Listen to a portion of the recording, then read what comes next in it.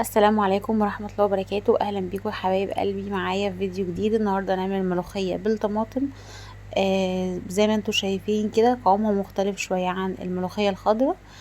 هنعملها بمكونات سهلة جدا. هنجيب كده مقدار فصين او 3 من الثوم مهروسين، وهنحطهم في شوية زيت، وهنسيبهم لحد ما لونهم يصفر كده ونشم ريحتهم، وهننزل عليهم بالكزبرة الناشفة.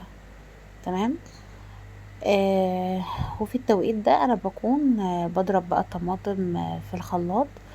مثلا على حسب الكميه اللي انا عايزاها، يعني 4 5 طماطمات كده حلوين، وبضربهم وبشيلهم على جنب كده. هنا انا نزلت بالكزبره وببدا ان انا اقلب، ما بزودش عشان برضو ما تمررش.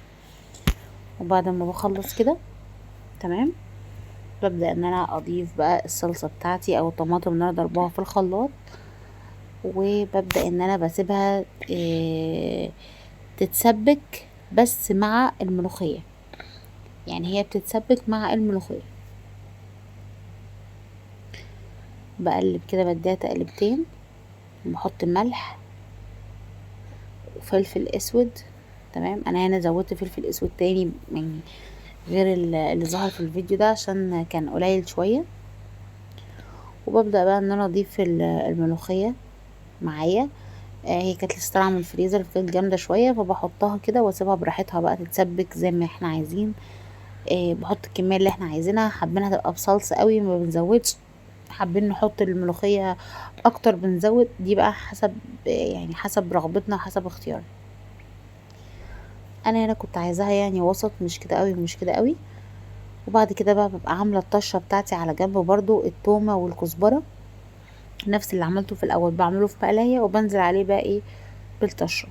بس كده، وبتتساب على النار تقريبا يعني من 10 دقايق لربع ساعة على ما تستوي وتكون جاهزة معانا. زي ما انتوا شايفين كده، نحط كمية الطشة برضو المناسبة لينا. في ناس ما بتحبش التوم كتير ولا الكزبرة كتير، وفي ناس بتحب ان هي تزود. في الصلصة دي بحس ان هي بتكون اقل شوية، اقل من الكزبرة او اقل من الملوخية الخضرة خالص اللي هي بتبقى بالشوربة العادية. بس كده، دي كانت الطريقة وده شكلها في النهاية. نحطها كده في طاجن وممكن نسخنها تاني. اتمنى ان هي تعجبكم يا رب، وان شاء الله باذن الله تعجبكم. وبألف هنا وعافية، وسيبوا لي رأيكم في الكومنتات. يلا يا حبايب قلبي، مع السلامة.